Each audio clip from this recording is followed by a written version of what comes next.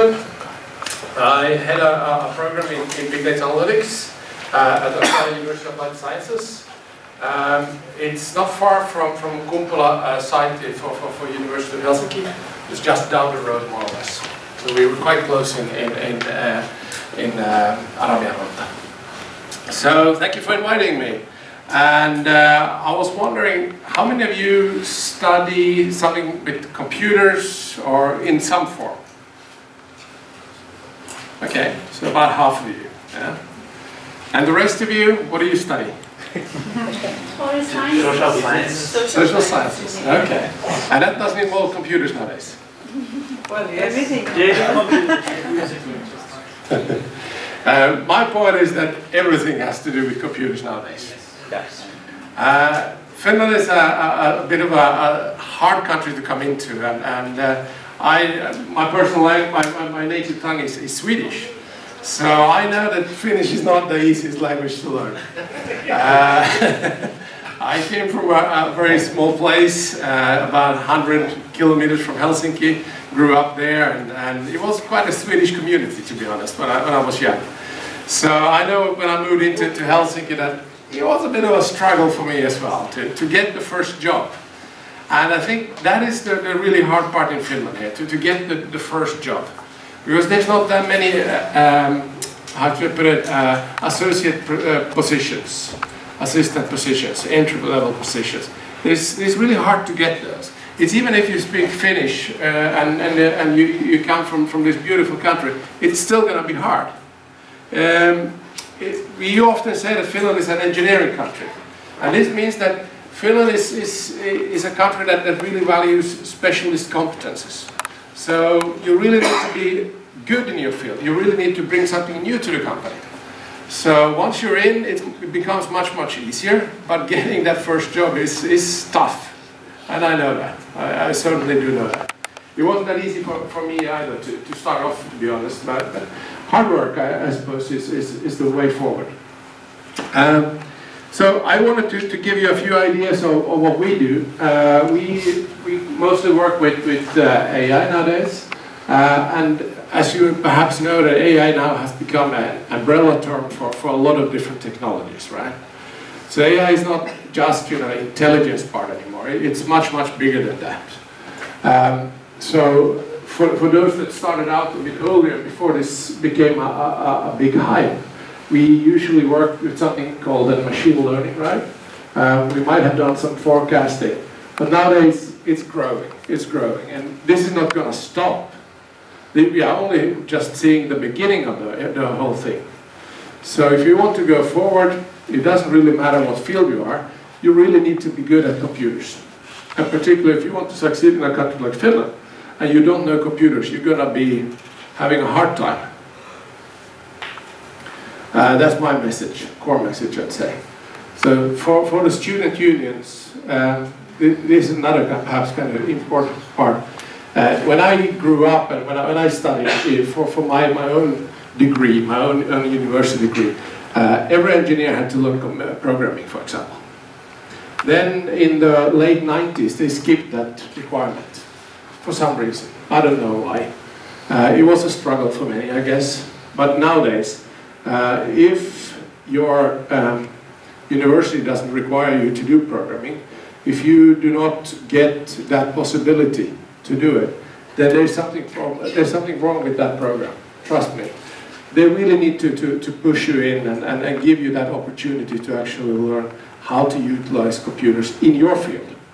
Now, I'm not saying that everyone needs to become a programmer. That's not at all my message. But what I'm saying is that you need to learn how to manipulate data yourself, how to process data, and then actually to understand more about data. This is the future. So, and this might, you might feel that, do we have to do that again? We had a long thing in high school when we had to learn math, right? It was a challenge, that as well. And now somebody is here in front of you saying that now you need to learn programming as well, at least the basics in programming. But I really do believe it is so. So what we usually do is, when we do at Arcada, we have a couple of of degrees, or actually this is a diploma, the first one, specialization studies, a master degree, and I know that I have some students here as well today that have done this specialization and now doing their masters. We also have a program in a Swedish program, a bachelor program, and then we also do some business programs in English. So if you're interested, have a look at that. But I'm sure that, for example, University of Helsinki, they do have a lot of good stuff as well. From our perspective, we're more interested in the skills part than the theory part, as you would perhaps be in at the University of Helsinki. So we really try not to focus too much on the math part. We actually focus more on the programming part. So we really want students to, when they walk out, to have a clear skill of what they need to know that they can employ. So what we have is, what we usually do is 6 courses. This is a specialization study program. We do 6 courses, 30 ECTS, and you code in each and every one of those. So you really need to understand how to code before you join us. We don't teach you how to code. That you need to have from before. Then if you want to continue, you can do your whole master thesis. And that's another year more or less. So this is part-time, and this, depending on how much work you put in, is between 6 and 12 months.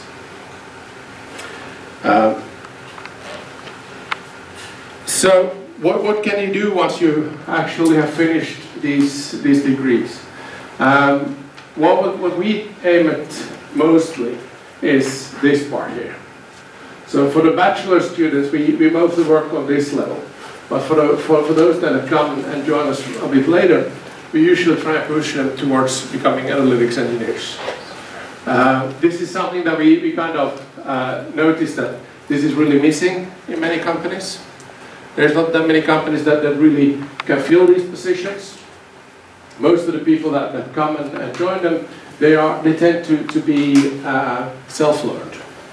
And sometimes that's sufficient, sometimes there are some lacking skills, some scientific skills that they really need to understand. Then if you end up doing a PhD, you might more work in research and as a data scientist. Of course, some of you, if you do a specific master in a university in data science, you can probably work as a master as well. For the problems we have, you really do need the scientific method, though, so that it really helps to have done a PhD. But it depends a bit on what you want to work with. Then we have the other side, which is the management side. This is the big problem in Finland, actually in the whole world at the moment. Management don't really understand what AI means for them. They don't really understand how to utilize AI. They don't really know how much work goes into solving certain problems. So this is another opening if you're interested, that you can look into. So if you have a really good expertise in an area and you actually understand how to employ AI, this is something that you can then go into and try to become a data analyst and manager. We have a fintech program that more focuses on how to use on financial data. We don't really have a data analyst program, though. I have to say that. We've been thinking of it for a while. So in a company, when you get in, you usually, of course, come in as in the beginning, at least at the lower levels, you're probably a programmer or you're an analyst. So either one of those. But then you might want to move either into AI engineering, analytics engineering, or data engineering. These two are different fields, though. So if you want to do data engineering, that's a different degree, for example, from what we offer.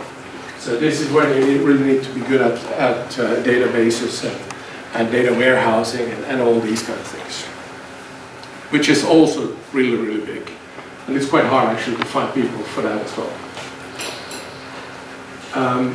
Then, once you're starting to move up, you may go into architectural role or scientific roles or CTO roles. Those are, of course, the obvious ones that you're moving towards. Something that is completely new, though, and very interesting from an engineering perspective that I have a background in. There's something called digital twins that are coming up as a technology. This is something that will most likely change the way we train our models. So instead of collecting a really, really big data set and then teach a model based on that data set, we now actually starting to understand that if you want to achieve something similar to what we, it's not going to be enough to just collect data. We actually need to start interacting in a digital environment. So what we have here are more or less physics-enabled engines, more or less game engines, 3D engines, where you set loose an agent and then it starts learning that. And then you hope you're able to transfer that learning into real life. So if you think, for example, about self-driving cars, the way they started out doing this was that Google sent a car going back and forth in California, and I think they had something like a few million miles on it, something like that, that they had been driving the same road more or less. That's not sustainability, is it? It's not going to work. It's not going to give them autonomous driving, just doing that, back and forth the same road. What happens when they come into Finland and they have a snowy day? It's not going to work, right? Yeah. So what everyone now is trying to race towards is building these 3D models where you set loose your agent, and then you actually hope that, okay, once that agent have trained itself, then you should be able to transfer it into real life. And that way we can actually achieve then something called autonomy, which we do not have today. So yeah, so if you're interested in finding work in Finland, I think one of the key things that you should study is programming. If you haven't done it, take a beginner's course. If you have done it, take an intermediate course, and so forth. You really do need a few courses to get comfortable. So I would say something like 7-8 courses. That's what you need to be comfortable. And then I think it's easier to get a job, because then you have a skill that they are going to need as well. Because now there's still a fairly big gap between what is available here in Finland in terms of coders and what the need for those. So this is definitely an untapped market. The other good thing with this field is that everything is almost in English. You do not really have a problem if you don't speak English. At least that's my experience. Then, I mean, if you want to go into nursing, it's really hard if you do not speak Finnish, right?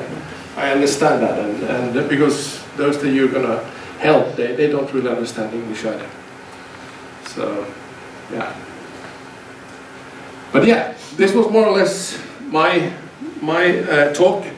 If you're interested and want some more information, I will look at these links. I strongly suggest that you start with that program first. We usually start them in beginning of September. So we just started. I just finished the first course on Friday, and then if you want to continue, you can do a master's degree, a whole degree afterwards. So yeah, thank you very much.